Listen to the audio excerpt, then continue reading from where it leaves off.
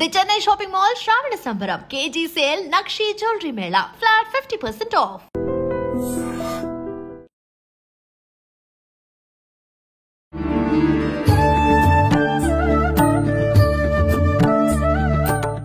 నమస్కారం, welcome to I dream. ధర్మ మార్గం విత్ విజిత కార్యక్రమానికి స్వాగతం.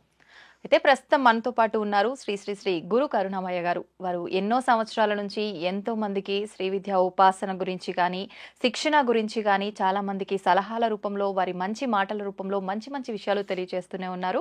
వారితో మాట్లాడి ఇప్పుడు మనం కూడా మరిన్ని విషయాలు తెలుసుకుందాం. మనకున్న సందేహాలన్నింటినీ కూడా నివృత్తి చేసుకునే ప్రయత్నం చేద్దాం. నమస్కారం గురువు గారు. బాగున్నాను, మీరు ఎలా ఉన్నారు? అమ్మ దయవల్ల బ్రహ్మాండంగా ఉన్నాను. అవును, మీరు ఎప్పుడు చక్కగానే ఉంటారు నవ్వుతూ. గురుగారు, క్వశ్చన్ ఏంటంటే, మనం ఇంతకుముందు కూడా చాలాసార్లు మాట్లాడుకున్నాం, కానీ చాలా మంది చాలా రకాలుగా ప్రస్తుతం చెప్తున్నారు. మళ్ళీ ఒకసారి ఇంకా డీటెయిల్గా తెలుసుకోవాలనిపించింది. బ్రహ్మ ముహూర్తం. అయితే బ్రహ్మ ముహూర్తంకి చాలా విశిష్టత ఉంది అని చెప్పి, ఏంటి ఆ విశిష్టత? మళ్ళీ ఆ సమయంలో మనం చేయాల్సిన పనులు కొన్ని ఉన్నాయి, చేయకూడని పనులు కొన్ని ఉన్నాయి అని చెప్పి అంటుంటారు. అసలు ఏంటి ఆ పనులు? బ్రహ్మ ముహూర్తం అనేది సూర్యోదయానికి ముందర. ఆ లెక్కలేవో కొంతమంది అరగంట అంటారు, కొంతమంది 30 అంటారు, 3:30 గంటలు అంటారు. అది ఏదేమని సూర్యోదయానికి ముందర. ఎందుకంటే కాలాన్ని బట్టి మనం చెప్పాలి. ఇప్పుడు ఐటీ ఫీల్డ్ బిజీగా ఉంటారు, రాత్రి యుఎస్ కాల్స్ అటెండ్ అవుతారు. వాడు నేను 3:30కి లేమంటే ఏం చేస్తారు? చేత మధ్య మార్గంగా చెప్పుకోవాలంటే సూర్యోదయానికి ముందర, ఓ అరగంట ముందర అనుకోండి. ఆ టైంలో బ్రహ్మ ముహూర్తం అంటారు. బ్రహ్మకే, సృష్టికర్త బ్రహ్మకే ఆయన ఒక మంచి ముహూర్తంలా తీసుకున్న అంటే ఎంత శక్తివంతంగా ఉంటుంది. బ్రహ్మ ఏం చేస్తాడు? సృష్టి చేస్తాడు. అంటే మనలో సృజనాత్మక శక్తి ఎక్కువ రావడానికి. మన లైఫ్ చూడండి, పొద్దున్న లేవగానే కడిగిన మొహాన్నే కడగడం, తాగిన కాఫీ తాగడం, కట్టిన చీర కట్టడం, అదే స్టూడియోకి రావడం, అదే వీడియోస్, ఇంకోటి రొటీన్ అయిపోయింది.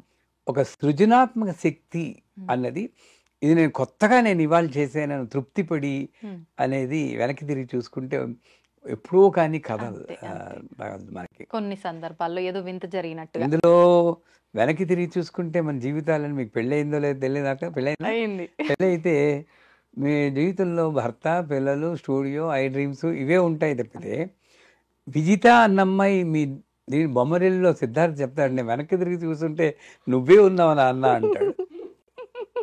అంతే, మనందరం సిద్ధార్థులమే. అవును, ఇది వెనక్కి తిరిగి చూస్తే నేను ఉండను, నా పిల్లలు, నా భర్త, నా భార్య, నా వర్క్ అని. అదే సృజనాత్మక శక్తి మాట అటుంటే అసలు నేనే లేను.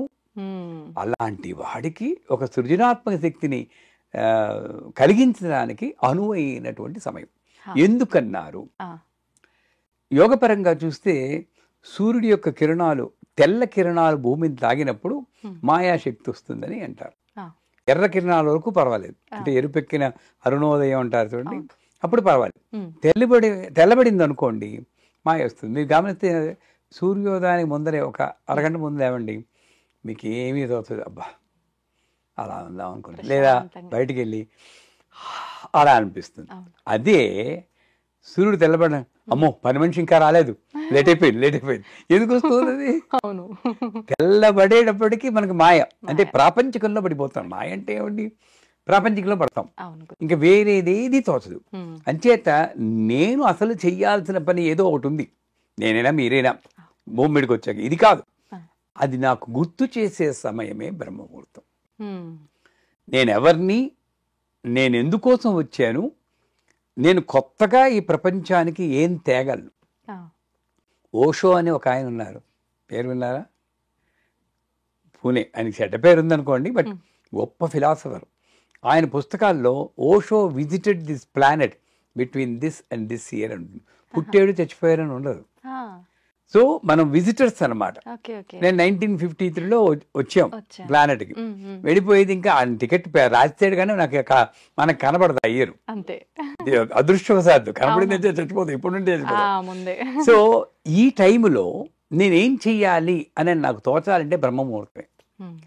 ఆ బ్రహ్మ ముహూర్తంలో మొట్టమొదట మా శ్రీవిద్యలో చెప్పాలంటే మంచం మీదే కూర్చుని ఉత్తరం కేసు తిరిగి జపం చేయమంటాం. నేను మంచం ఇది మీదే. మా మాడ్యూల్ 1 బేసిక్ క్లాస్లో చెప్పినప్పుడు చాలామంది హ్మ్. అదేంటి పళ్ళు కూడా దూపలేదు, అదే కదా. జపం ఏమిటి అంటే. ఆ. సో వాళ్ళందరికీ ఒక ఎగ్జాంపుల్ ఇస్తాను. ఇప్పుడు విజిత గారు, హ్మ్. మీరు మహాభక్తురాలు, ఆ. పడుకుని ఉంటారు, మహాలక్ష్మి వస్తుంది. ఆ. అమ్మ విజిత లేమ్మా, నేనే మహాలక్ష్మిని, నేను అనుగ్రహించడానికి వచ్చానంటే మీరు వెంటనే కాళ్ళు పట్టుకుని లక్ష్మీ క్షీర సంరాధనయాం అంటారా? ఎక్స్క్యూజ్ మేడం, నేను బ్రష్ చేసుకుని వస్తారంటారు? చెప్పండి. లేదు, వెంటనే మనం మరి అమ్మవారిని అయ్యో బ్రష్ చేయకుండా ఎలా శ్లోకాలు చెప్తున్నారు? సాక్షాత్తు అమ్మవారే వచ్చిన తర్వాత మరి ఇవన్నీ అదే ఎక్కడ ఉంటాయి గురుగారు? అంచేత ఏంటి అంటే, ఉమ్. నేను మంచం మీద నుండి కిందకి దిగారంటే ఈ కాలు పెట్టగానే నేను ఎవరినైతే భూదేవిని అంటున్నానో ఆ భూదేవిని తంతున్నాను. అవును. అందుకే ఒక శ్లోకం చెప్పుకుంటాం, భూమోస్కలిత పాదానాం ముమిరే అవలంబనం త్వయి జాతాపరాధానం, అమ్మ తెలిసే తంతున్నానమ్మా. ఆ. ఏం చేయను, కిందకి దిగకపోతే నా సంసారానికి నేను చేయలేను. త్వయి జాతాపరాధానం త్వమే తస్మాత్ కారుణ్య భావేన రక్ష రక్ష మహేశ్వరి అని లెంపలేసుకుని దిగుతాం. ఆ. అంచేత సిన్లెస్ స్టేట్, పాపరహిత స్థితి ఏమైనా ఉందంటే అది మంచం మీద. ఆ. ఆ మంచం మీద జపం చేసుకుంటే అవుతుంది. మననాత్ త్రాయితీతి మంత్ర. గురువు ద్వారా ఏదైనా మంత్రాలు వచ్చి ఉంటే ఆ మంత్రాలన్నీ మనం అసలు బ్రహ్మ ముహూర్తంలో నిశ్శబ్ద ధ్యానం అనేది చాలా మంచిది. ఉమ్. గోల లేస్తే గోలే కదమ్మా, అవును. అవును. బయట గోల లోపల గోల. అంతే. నిశ్శబ్ద ధ్యానం అంటే ఉమ్. కళ్ళు తెరుచుకుని ఇలా ఉండాలి. ఆ. కళ్ళు మూసుకుంటే మనం ఊహకు మళ్ళీ అమ్మవారు కనబడింది, మెరుపు తీగలు కనబడ్డాయి, అదిరిపోయింది, డామ్ డామ్ శబ్దాలు ఇవన్నీ వస్తాయి. ఇవన్నీ ఊహలేమని. అవును. నిశ్శబ్దంగా ఇలాగ నాకు ఇవ్వబడిన సంసారం, నాకు ఇవ్వబడిన ఇల్లు, ఇవన్నీ అక్కడ గోడకి రంగులు వెలిసిపోయి ఉంటాయి, అది చూడగానే ఏంటి రంగులు వేయించాలి అనుకుంటాం. అంతే. అవన్నీ దాటాలి, ఇలా చూడాలి. ఆ. ఎవడో ఒకటి లోపలికి వచ్చేస్తుంటాయి, డిస్టర్బెన్స్ కాదు, ఎలా చూడాలి. అంటే ఏంటి, నా మనస్సుని అదుపులో పెట్టుకోవడానికి అనువైనటువంటిది నిశ్శబ్ద ధ్యానం. సో బ్రహ్మ ముహూర్తంలో మొట్టమొదటి చేయాల్సింది నిశ్శబ్ద ధ్యానం. కానీ ఆలోచనల్ని మనం కంట్రోల్ చేయలేం కదా గురువు గారు. చేయలేం. ఎంత నిశ్శబ్దంగా ఉండాలన్నా కూడా వచ్చేస్తూనే ఉంటాయి. చేయలేం. కానీ ఉమ్. రోడ్డు మీద హైవే మీద వెళ్తుంటే కార్లు ఎలా వెళ్తే ప్రతి కార్ నెంబరు నోట్ చేసుకోరు కదా, చేసుకోము, పిచ్చాడంటారు. అవును. అలాగే ఆలోచనలు వెళ్ళిపోతుంటే మీరు ఎందుకు పట్టుకోవాలి? ఓ. నేను ధ్యానంలో ఉన్నప్పుడు ఆలోచన వెళ్ళనివ్వండి. ఓకే. ఓకే. మీరు సమంత గురించి ఆలోచిస్తారో, మమోహిత ఖాన్ గురించి ఆలోచిస్తారో, సో ఏది మీ ఇష్టం, అది అంతే. అంతే. అది సమంత, ఇవిడ మమోహిత ఖాను, ఇవిడ మహేష్ బాబు అని గుర్తిస్తేనే నేను మలిన పడుతున్నాను. అంటే నా మెడిటేషన్కి భంగమైంది. పెట్టలేకపోతున్నాం అక్కడ.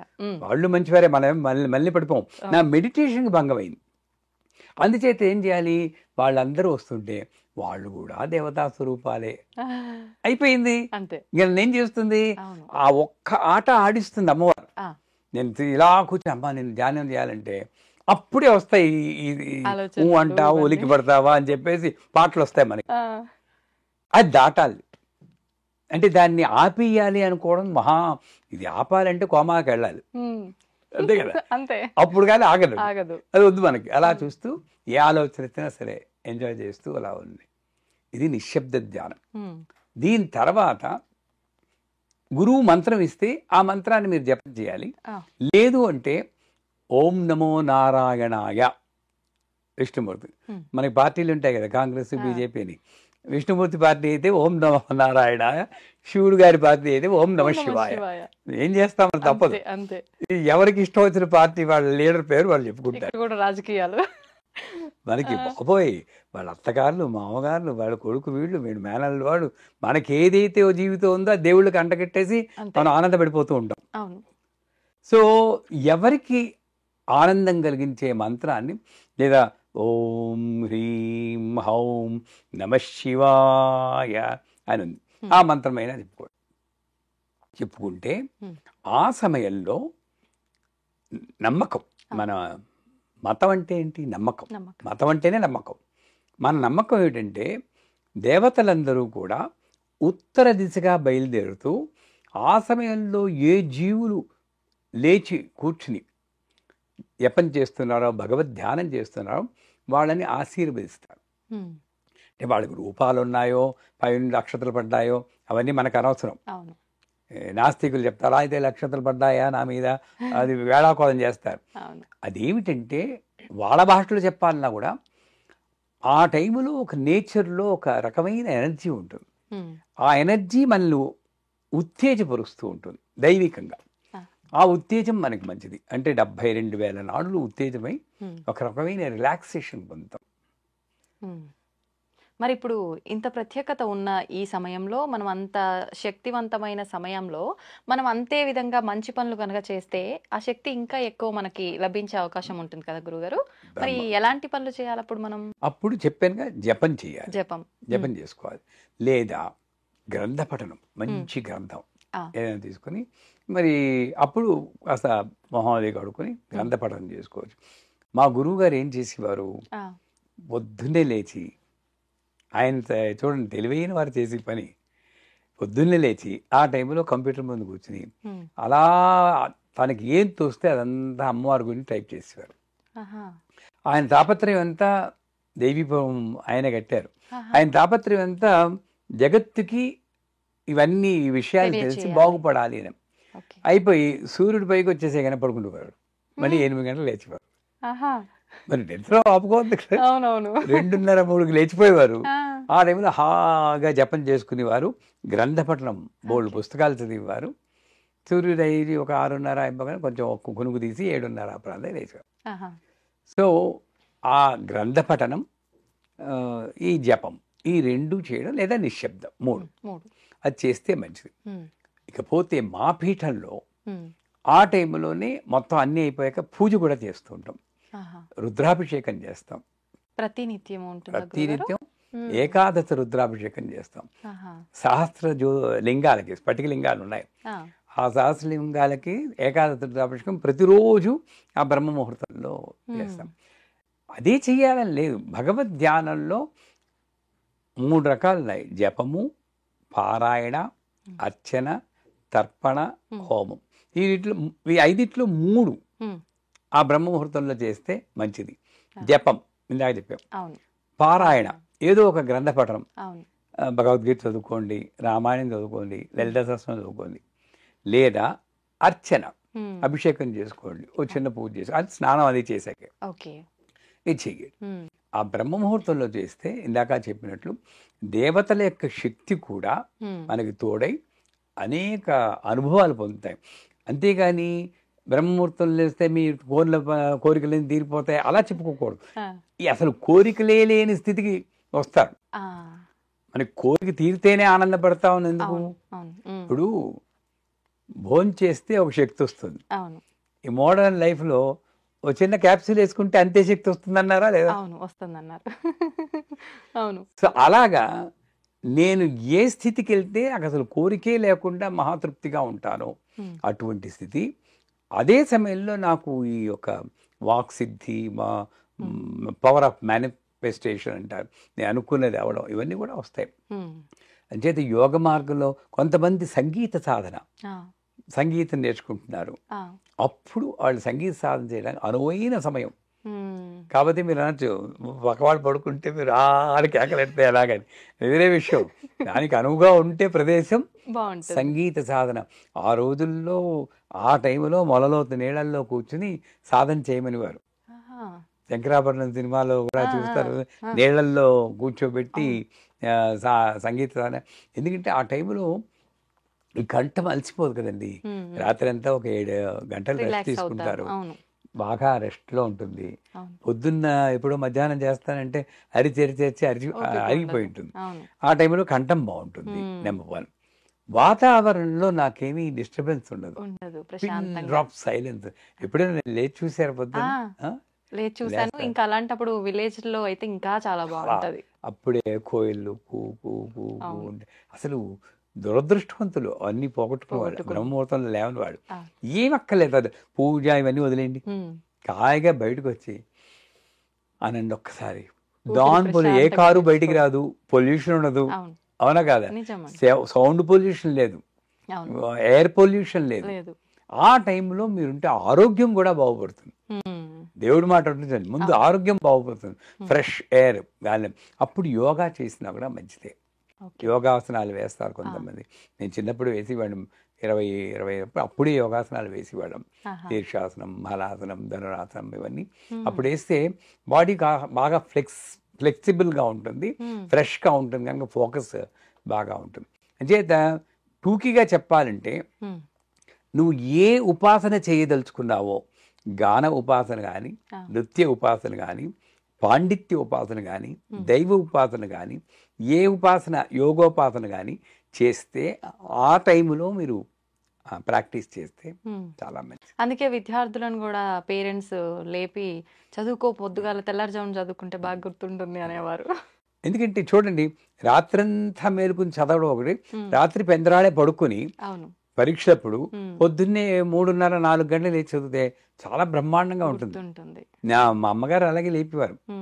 లేచి ముందు మొహం కడిగి కూర్చోాలనేది, ఆ కూర్చుంటే ఫ్రెష్గా ఉంటుంది. అది మొదట మొరాయిస్తుంది, ఊగేవారు కదా ఇలా నిద్ర వచ్చి ఉంటుంది. ఫస్ట్ 4 days ఉంటుంది. మా నాన్నగారు వెనక అనేవారు, ఆ నాన్నగారు భయంతో అనేవారు. ఇది అలవాటు అయిపోయి వీడు ఇంతేరా, వీడు పొద్దున్నే లేచి తీరుతారు చచ్చిరాలనుకుంటే మైండ్కు వెళ్తుంది ఆ సిగ్నల్, వెళ్ళి ఇంకా 3:30, నేను ఇప్పుడు కూడా 3:30-4 కల్లా మెలకు వచ్చేస్తుంది. నాకు ఆ చిన్నప్పుడు మెలకు వచ్చిందే నాకు ఇప్పుడు అలవాటు అయిపోయింది. అంతెందుకండి, ఇక్కడ నుండి అమెరికా వెళ్తారా? అమెరికా వెళ్తే ఏంటి, మనకి రాత్రి వాళ్ళ పగలు. చచ్చినట్టు మన పగల్లో అక్కడ పడుకుంటున్నావా లేదా, మన రాత్రిలో వాళ్ళు మేలుకున్నావా లేదా, అంటే ఏంటి నాకు తెలియాలి. నా చేతుల్లోనే ఉంది మైండ్. అదే మాస్టర్ పరమహంస యోగానంద రామకృష్ణ పరమహంస. అంటే కాకుల్లా బతికే మనం ముందు హంసల్లా మారి తర్వాత పరమహంసలా మారాలి. మైండ్ చెప్పినట్టే వెండం కాదు, బానిసలు. ఇది చూడండి, ఒకసారి చెప్పినట్టున్నాను మీకు, ఈ హైదరాబాద్ బెంగళూరు నగరాల్లో వాకింగ్కి తీసుకెళ్ళాలి కుక్క పిల్లలు. ముందు దర్జాగా వస్తాడు, అని వెనకాతల కుక్క ఉంటుంది, ఇలా పట్టుకుని వస్తాడు. కొంచెంసేపు కుక్క ముందు ఉంటుంది, వీడు వెనకాతల వెళ్తాడు. మనం అనకూడదు కానీ అలా చెప్పారు. మైండ్ ముందుంది, నేను వెనకాల అది చెప్పినట్టు వెళ్తూ ఉంటా. అలా ఆగితే ఆగుతున్నాను నేను. అదేదో వెళ్తే కవర్లో తీసి వేసుకుంటున్నాను. ఏం కర్మ చెప్పండి ఇదంతాను.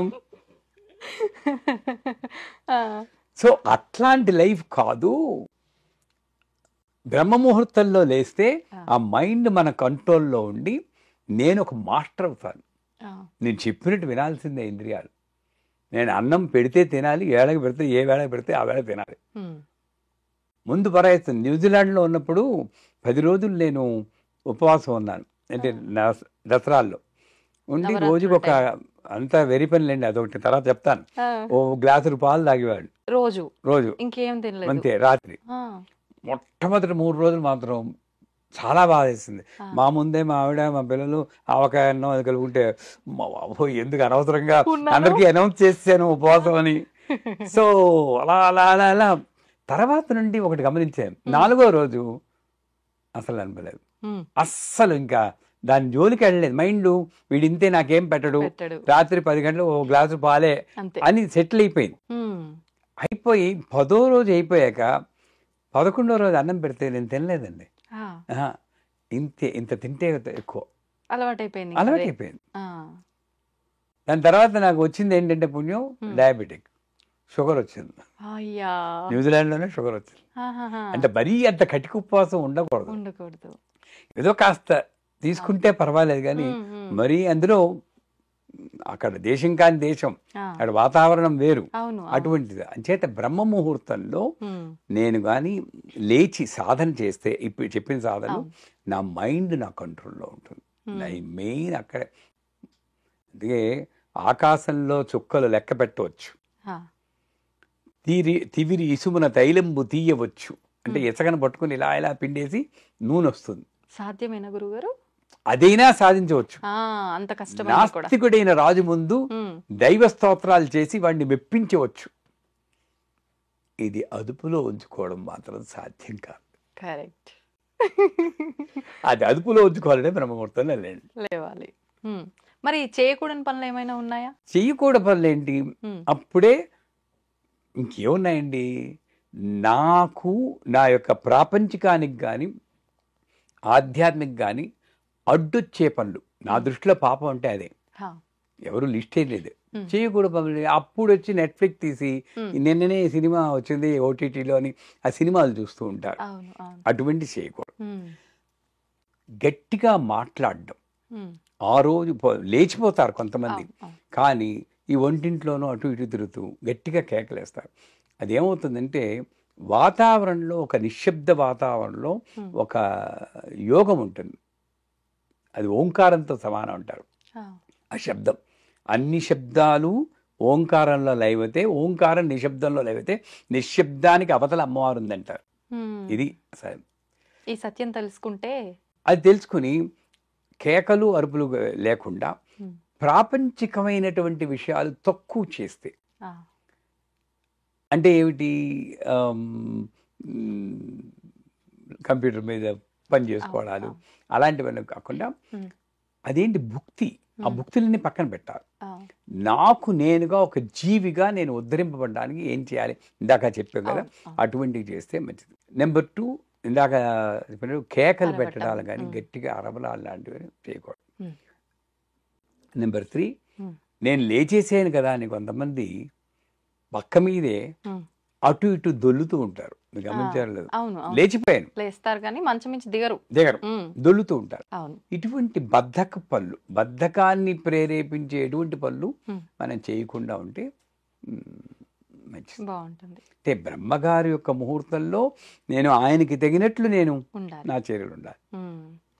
సంతోషం గురుగారు, చాలా చక్కగా వివరించారు. ధన్యవాదాలు.